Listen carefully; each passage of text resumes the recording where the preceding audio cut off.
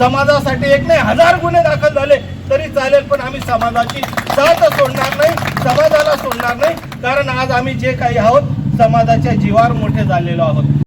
देशाला स्वातंत्र्य मिळवून देण्यापासून तर आजपर्यंत वेळोवेळी या देशाची सेवा केलेली आहे. मी तो आयुष्यभर देशाची सेवा करत राहणार, यात तीळ मात्र शंका नाही.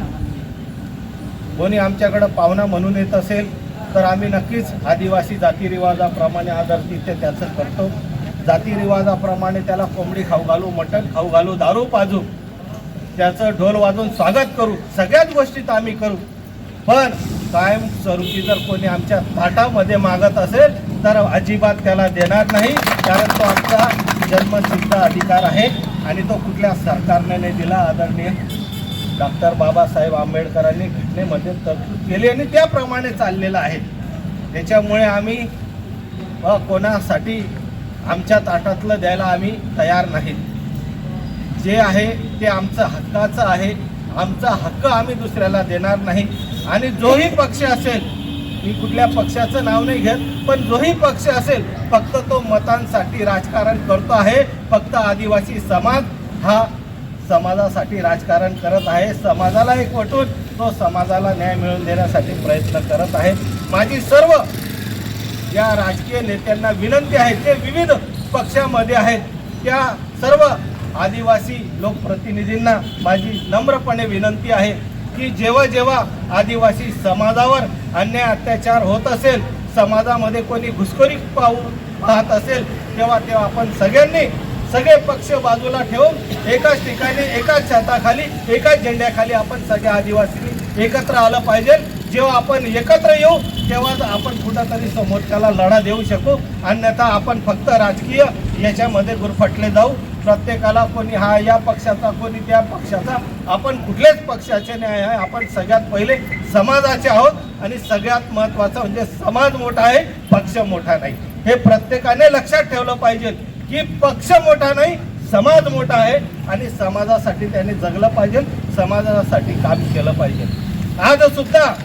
आज सुद्धा या भरत माणिकराव गावितवरती नंदुरबार कोर्टामध्ये केस चालू आहे.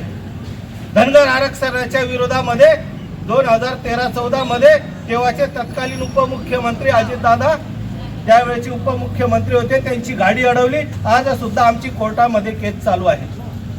गेल्या 1 महिन्यापूर्वी पेसा कायद्यासंदर्भात, बोगस आदिवासी संदर्भात आम्ही धरणे आंदोलन केलं.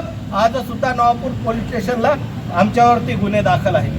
समाजासाठी एक नाही 1000 गुन्हे दाखल झाले तरी चालेल, पण आम्ही समाजाची साथ सोडणार नाही, समाजाला सोडणार नाही. कारण आज आम्ही जे काही आहोत समाजाच्या जीवावर मोठे झालेलो आहोत. आणि माझी सगळ्यांना विनंती आहे, कळकळीची विनंती आहे की हा देश हा ज्या पद्धतीने गुलामगिरीतनं सुटलेला आहे, त्या गुलामगिरीच्या या काळापासून तर आजपर्यंत या आदिवासी समाजाने योगदानच दिलेलं आहे. अजून किती आमचं बळी घेणार, अजून किती आमच्याकडनं योगदान मागणार. अहो जेमतेम तो लंगोटवरनं आता कपड्यांवर आलेला आहे, परत तुम्ही त्याला लंगोटवर आणणारे आहात का त्या आदिवासीला? या राज्यकर्त्यांनी थोडीफार जनाची नाही तर मनाची तर ठेवा. धनगर बांधवांना आरक्षण मिळालं पाहिजे. हो, 100% धनगर बांधवांना आरक्षण द्या. आम्ही त्या मताचे आहोत की त्या गरीबाला सुद्धा न्याय मिळायला पाहिजे. पण आमच्यातलं नको. त्यांच्यासाठी 3.5% आहेत, अजून त्यांच्यामध्ये 3.5% वाढवून द्या. 60% करा, 10% करा, आमचं काही म्हणणं नाही. पण जे जेमतेम आम्हाला भेटतं आहे त्याच्यात मी त्यांना जर घुसलं तर आम्ही कुठून हे करणार? अजून बोगस आदिवासी घुसलेले आहेत, त्यांचं अजून सरकार काही करत नाही आणि परत यांना अजून लादण्याचा प्रयत्न करतं. मग शेवटी आदिवासी किती दिवस अन्याय सहन करेल? म्हणजे ज्या वेळेस गुलामांच्या ताब्यात होतो, इंग्रजांच्या काळात होतो, तेव्हाही तीच परिस्थिती आहे आणि आज पण तीच परिस्थिती. म्हणजे आदिवासीला स्वातंत्र्य कधी मिळेल? म्हणून माझी आपल्याला सगळ्यांना नम्रपणे हात जोडून विनंती आहे की आपण सगळ्यांनी एकजूट झालं पाहिजे, एकत्र आलं पाहिजे. सगळे समाज सांगताहेत, मी कुठल्या समाजाचं सांगत नाही की सगळे म्हणतायत की धनगरांना आरक्षण द्या, धनगरांना आरक्षण द्या. हो, द्यायचं असेल मग तुमच्यात घालून घ्या, आमच्यात कशाला घालतायत? जर जे बाकीचे नेते मंडळी म्हणतायत की धनगरांना आरक्षण द्यायचं आहे, मग तुमच्यात घेऊन घ्या त्यांना. जे जे बोलतायत, जे लोकप्रतिनिधी बोलतायत, तुमच्यात घेऊन घ्या त्यांना, आमचं काही म्हणणं नाही. पण ज्या आदिवासी समाजाने इतक्या वर्षापासून एकत्रितरित्या कोणालाही त्रास न देता मुकुटपणे चाललेला आहे। आज सुद्धा ज्या समाजाच्या विविध मागण्या आहेत त्या प्रलंबित पडल्या असताना सुद्धा हा समाजात अन्याय अत्याचार सहन करत आलेला आहे।